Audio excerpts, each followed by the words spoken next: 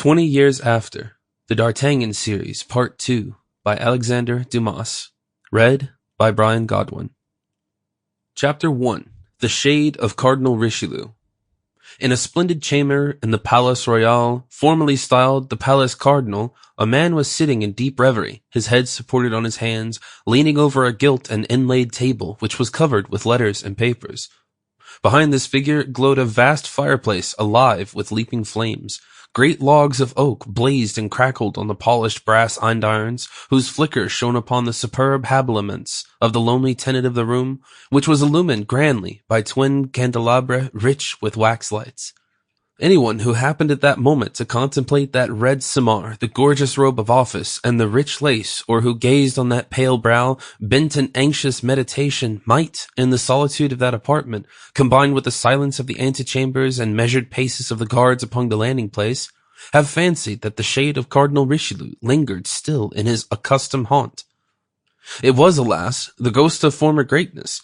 France enfeebled, the authority of her sovereign contemned, her nobles returning to their former turbulence and insolence, her enemies within her frontiers, all proved the great Richelieu no longer in existence.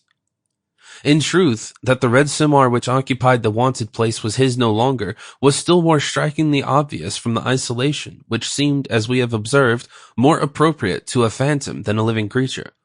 From the corridors deserted by courtiers, in courts crowded with guards, and from that spirit of better ridicule which, arising from the streets below, penetrated the very casements of the room, which resounded with the murmurs of a whole city leagued against the minister, as well as from the distant and incessant sounds of guns firing, let off happily, without other end or aim, except to show off the guards, the Swiss troops and the military who surrounded the Palace Royal, that the people were possessed of arms. The shade of Richelieu was Mazarin. Now Mazarin was alone and defenseless, as well he knew.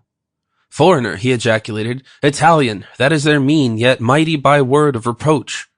The watchword with which they assassinated, hanged, and made way with Concini. And if I gave them their way, they would assassinate, hang, and make away with me in the same manner, although they have nothing to complain of except a tax or two now and again. Idiots, ignorant of their real enemies, they do not perceive that it is not the Italian who speaks French badly, but those who can say fine things to them in the purest Parisian accent, who are their real foes." "Yes, yes," Mazarin continued, whilst his wonted smile, full of subtlety, lent a strange expression to his pale lips.